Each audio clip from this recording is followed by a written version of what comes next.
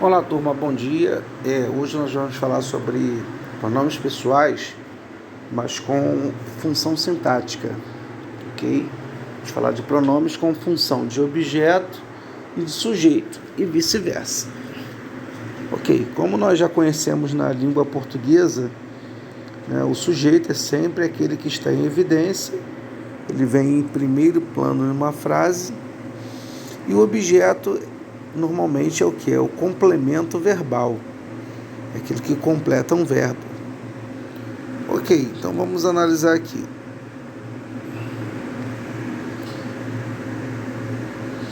Então nós temos aqui o seguinte, classificação dos pronomes, né? Os pronomes pessoais em inglês são classificados em subject pronouns, equivalente aos pronomes pessoais do caso reto em português. Eles funcionam como sujeitos que praticam a ação. Até aí tudo bem. Só para frisar. Então tenho aqui, como nós já conhecemos os pronomes, só para que possamos aqui ver mais uma vez. É uma revisão.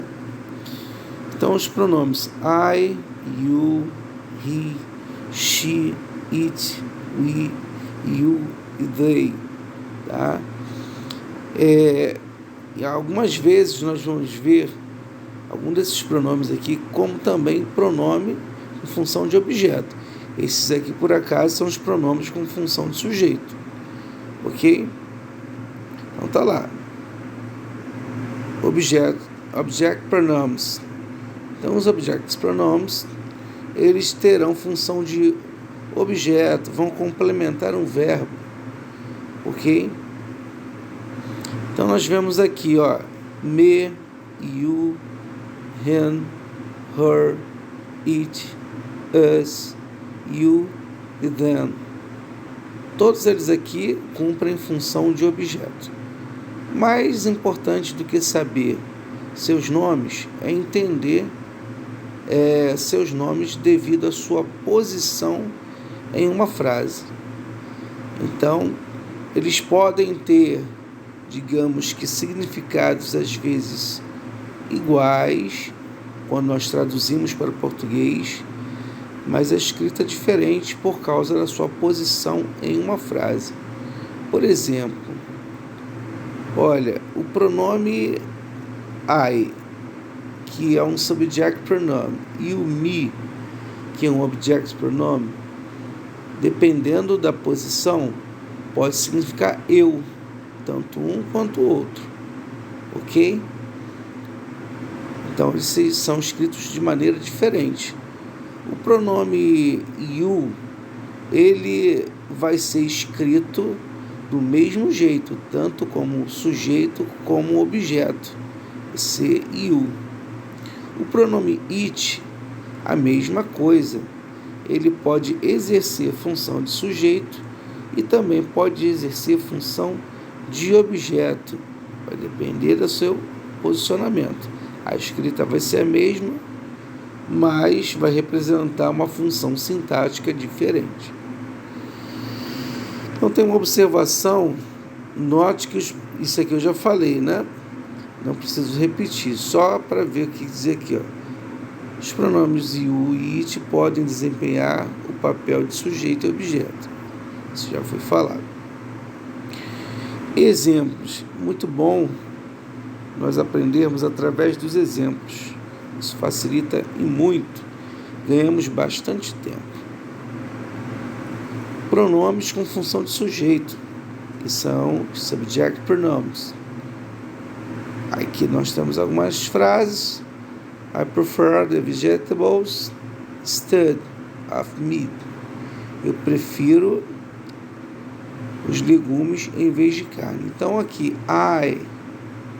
Depois, you are doing really well at your job. Você está fazendo muito bem o seu trabalho. Então aqui, olha, you are. He lives in Chicago. Says. Olha só, Ele vive em Chicago desde 2013. Ele, depois, she comes now, quer dizer, ela vem agora. It is best city of the world. Aqui, é a melhor cidade do mundo. E depois por aí vai. We study, you are my best friend, they don't speak Portuguese. Ok. O que nós percebemos aqui, que em todos estes casos, todas as frases, o sujeito ele está em primeiro plano. Por isso que nós escrevemos aqui, ó, primeiro plano, logo de início, abrindo a frase.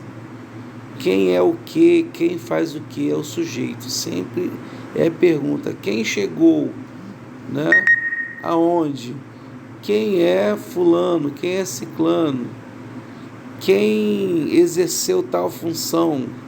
Quem agiu, quem agiu na frase? Quem sofreu? Então, por aí nós tiramos, né, o sujeito. Ok? Tranquilo. Temos aqui object pronouns. Então tá lá. Leave me alone. Quer dizer, leave me alone. Deixe-me só. Ok? Então, esse deixe-me só, nós percebemos que alguém, né, deve me deixar sozinho. Então, logo na outra frase que tem aqui depois da vírgula, perdão, logo na outra oração que tem depois da vírgula, diz I need think about this. Olha só, eu preciso, tá lá, eu preciso pensar sobre isso.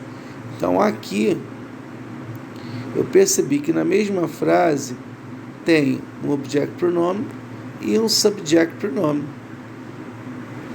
Aí logo de cara nós percebemos aqui, ó, deixe-me, referindo-se à primeira pessoa, e I need também a primeira pessoa. Por acaso aqui, né, tem a maneira de se escrever diferente e também a tradução é diferente. Mas vamos lá. I gave you a new car. Eu dei a você um carro novo. Então nessa frase, quer dizer, o verbo dar, ele aponta para dois objetos, tá? Ele apontou para, olha só, ele apontou para um carro e para você. Eu dei a você um carro novo. Então esse você aqui, ele é o quê? Ele também é um objeto. Em português nós chamaríamos de objeto indireto, ok? Pode ver que na tradução tem o pronome lhe. Ó, eu lhe dei um carro novo, eu dei a você um carro novo. É a mesma coisa, tá? O lhe, ele, em português nós aprendemos que o lhe, ele é um pronome que substitui um substantivo indireto, ok? Sempre substitui um substantivo indireto.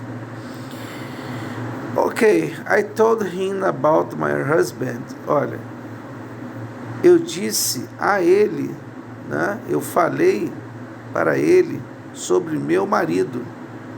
Ok, nessa frase aqui, tá? Mais uma vez eu percebo que o pronome ele está completando o verbo, assim como nos casos anteriores. Leave me, I gave you, told him. Ó, we love her, nós a amamos, ok? Nós a amamos.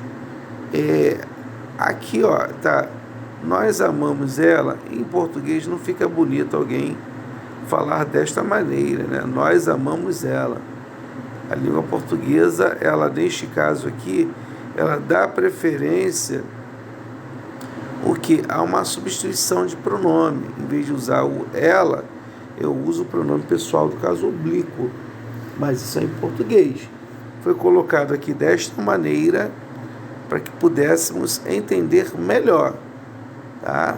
Nós amamos ela, mas não iremos pronunciar desta maneira. Nós a amamos, que é a mesma coisa.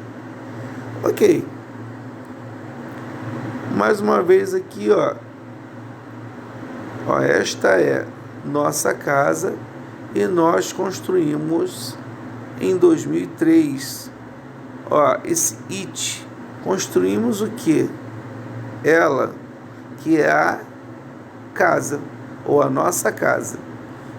Então, mais uma vez aqui, ó, she works with us. Quer dizer, ela trabalha conosco, ok? Esse us aqui, pronome, no caso, com função de objeto. E outra aqui, he saw them at school. Ó, ele viu-os na escola, ou ele os viu na escola. Nesse caso aqui, ó, them, que representa eles, tá?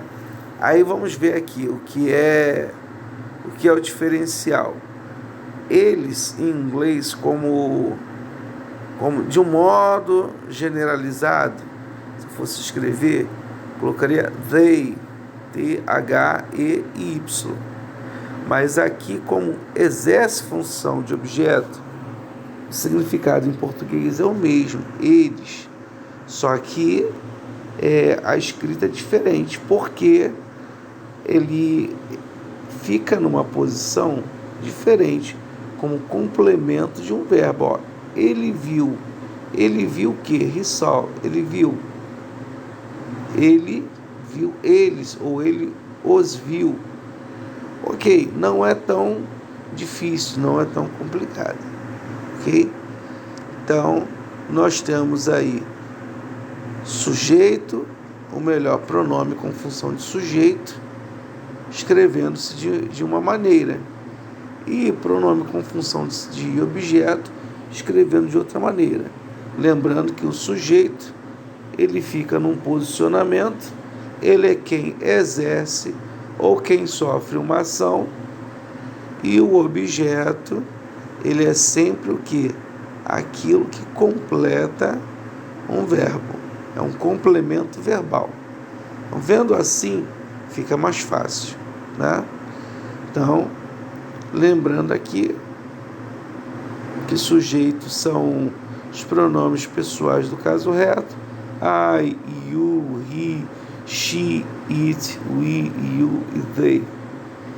E os pronomes com função de objeto, object pronouns, eles, nesse caso aqui, eles virão representados por me, you, him é ele, her é ela, ok?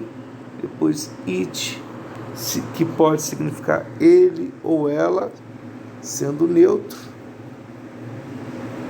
Us, que significa nós. You, que pode significar você ou vocês. E them, que significa eles, exercendo a função de objeto, aquilo que complementa um verbo. Ok. Sendo assim, encerramos o nosso conteúdo de hoje, que foi o quê? Pronomes com função de sujeito e pronomes com função de objeto. Subject pronoun e object pronoun.